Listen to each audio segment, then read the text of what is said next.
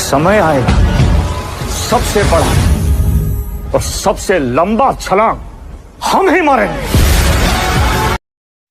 Hello students, आप सभी का स्वागत है। इस वीडियो में हम जानेंगे बेसिक्स केमिस्ट्री इंजीनियरिंग के इम्पोर्टेंट टॉपिक और इम्पोर्टेंट क्वेश्चंस की, जिनकी संभावना है कि वे आपके सेमेस्टर एग्जाम्स में आएंगे या आ सकते हैं। यदि आपने अपनी प्रिपरेशन चालू कर दिया है, आप अच्छे से प्रिपरेशन कर रहे हैं, तो मैं आपसे रिकमेंड करूंगा कि आप इन टॉपिक्स को बहुत अच्छे से तैयार करें। क्या है कि जो पिछले वर्षों के जो क्वेश्चंस हैं इनसे मिलते जुलते हैं और ज़्यादातर चांसेस हैं कि जो मैं आपको बता रहा हूँ ये टॉपिक्स आपके एग्ज़ाम्स में आ जाए। तो चलिए बढ़ते हैं वीडियो की ओर और जान लेते हैं हम यूनिट वाइज हमारे जो केमिस्ट्री सब्जेक्ट्स हैं इसमें जो 5 यूनिट हैं उनमें कौन कौन से क्वेश्चंस या टॉपिक्स आने के चांसेस हैं। यूनिट फर्स्ट एंड सेकेंड, तो उसमें हम यूनिट फर्स्ट एंड सेकेंड में जो हमारे यूनिट का नाम है water analysis and boiler problem. यदि हम पहले टॉपिक की बात करें तो हमारा जो पहला टॉपिक है water source, impurity, hardness and it's type. तो जो आपका पहला यूनिट है टॉप वाटर, आप इसको बहुत अच्छे से तैयार कर लीजिए। इसमें सोर्स है, इम्प्योरिटी है, हार्डनेस है, इसके प्रकार हैं, टाइप्स हैं, इसे आप बहुत अच्छे से पढ़ लीजिएगा। इसके आने के चांसेस होते हैं। हार्डनेस बाय EDTA मेथड, आप इस टॉपिक्स को भी, इस क्वेश्चंस को भी अच्छे से प्रिपेयर कर लीजिएगा। ये अपना क्वेश्चन 2 था। क्वेश्चन 3 में लाइम सोडा प्रोसेस, क्वेश्चन 4 में zeolite process, ion exchange process, numerical of softening process. इनको आप डिटेल में पढ़ने की कोशिश कीजिएगा। ये थोड़े लेंथी क्वेश्चंस हैं, डिटेल में पढ़िएगा इन्हें। फिर इसके बाद यदि हम आगे अगले की बात करें तो 7 नंबर पे हमारा आ जाता है sludge and scale, boiler corrosion, boiler scale. आप ये 9 टॉपिक्स जो हम आपको बताए हैं फर्स्ट यूनिट से, आप इन्हें बहुत अच्छे से प्रिपेयर कर लीजिएगा, इनके आने के चांसेस ज़्यादा हैं। और एक 10वां टॉपिक है म्युनिसिपल वाटर ट्रीटमेंट। जो वाटर ट्रीटमेंट है ये टॉपिक भी first unit and second unit से इम्पोर्टेंट है। आप दोनों यूनिट में टोटल 10 क्वेश्चन हैं, आप 10 क्वेश्चन को अच्छे से प्रिपेयर कर लीजिएगा। यदि मान लीजिए इसमें आपके 2 क्वेश्चंस आ जाते हैं, मतलब आपके 28 मार्क्स कंफर्म हो जाते हैं। यदि आप 2 क्वेश्चंस दोनों यूनिट से मिलाकर 4 क्वेश्चंस आ जा रहे हैं आपके, तो एक क्वेश्चंस पे आपको मिलता है 7 मार्क्स, तो 7 × 4 = 28 मार्क्स आपके क्लियर हो जाते हैं unit first and unit second से ही।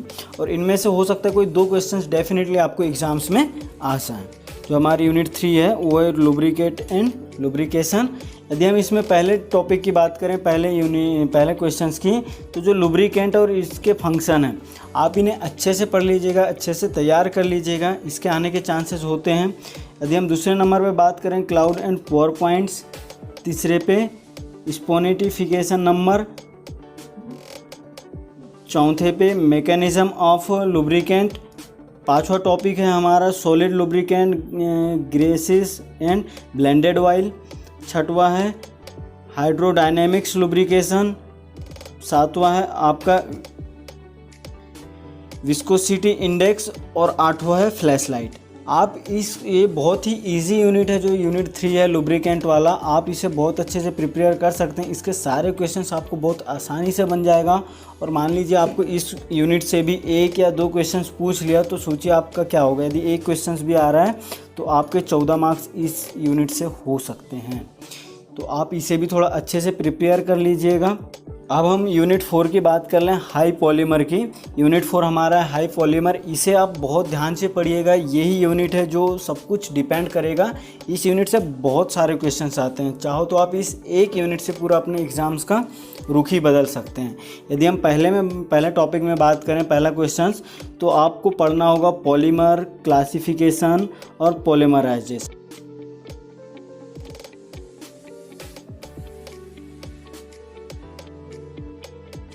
यदि हम तीसरे की बात करें तो थर्मोप्लास्टिक एंड थर्मोसेटिंग पॉलीमर।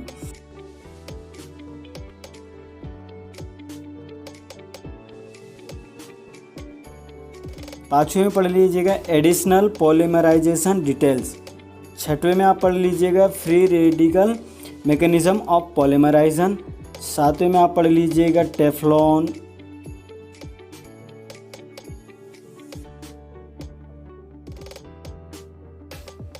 9वीं में पढ़ लीजिएगा नेप्रेन, 10वीं में पढ़ लीजिएगा बुना एन, 11वीं में टेरलेंस, 12वीं में PVC 9166। ये आपका 9166 है 6वीं में। ये सबसे ज़्यादा इम्पोर्टेंट है, आप इसे थोड़ा विशेष ध्यान से पढ़िएगा। जो आपका 9166 है ये बहुत बार एग्ज़ाम में पूछ लेता है और अधिकतर चांसेस हैं जो आपके 9166 है इसके आने के वेरी इंपॉर्टेंट क्वेश्चंस है। और आप बेकेलाइट को भी अच्छे से पढ़ लीजिएगा। जी ये 7वें नंबर से लेकर आपको 14 नंबर तक है, इसे आपको डिटेल में पढ़ना है। डिटेल में आपको इसकी डेफिनेशन, प्रॉपर्टीज़, इसकी यूजेस और भी इसमें जो जो चीज़ें आती हैं आपको इन्हें बहुत अच्छे से डिटेल में पढ़ना है। आप स्क्रीनशॉट ले लीजिएगा और जो भी टॉपिक्स हैं आप इन्हें गूगल के थ्रू, यूट्यूब के थ्रू या कॉपी के थ्रू, नोट्स के थ्रू, बुक के थ्रू कहीं से भी आप इन्हें पढ़ लीजिएगा, अच्छे से प्रिपेयर कर लीजिएगा अपने एग्ज़ाम्स के लिए। को जो फर्स्ट क्वेश्चन है आप उसमें फर्स्ट टॉपिक में आप पढ़ लीजिएगा corrosion, various theory of corrosion and prevention, electrochemical theory of corrosion for iron. और आप सबसे इम्पोर्टेंट जो ये है आपका फेज डायग्राम क्वेश्चन 2 और 3, जिसमें आपको फेज डायग्राम बोला गया है वाटर का सिंगल कंपोनेंट और फेज डायग्राम CUAG सिस्टम का। ये बहुत बार आपको एग्ज़ाम्स में पूछा गया है, तो आप इसे बहुत अच्छे से तैयार कर लीजिएगा। हो सकता है इस बार भी आपको एग्ज़ाम्स में क्वेश्चंस मिल जाएं। यदि हम बात करें इंपॉर्टेंट चीज़ों का हमारे केमिस्ट्री में, तो सबसे इम्पोर्टेंट है अपने लिए, अपने को 3 चीज़ों का याद रखना है: डेफिनेशन, केमिकल फार्मूला और ब्लॉक डायग्राम। आप केमिस्ट्री में पढ़ेंगे तो सबसे इम्पोर्टेंट आपके लिए यदि केमिस्ट्री में कुछ है तो वो है केमिकल फार्मूला। यदि हम बात करें केमिकल फार्मूला का, तो जो H2O2 होता है और अपन इसका ऐसा रिएक्शन करके H2O बनाते हैं, तो ये केमिकल फार्मूला होता है। तो आप जो भी चीज़ें पढ़ रहे हैं, आप जिस भी मेथड को पढ़ रहे हैं, जो भी पढ़ रहे हैं, तो केमिस्ट्री में आपको कहीं ना कहीं केमिकल फार्मूला आएगा।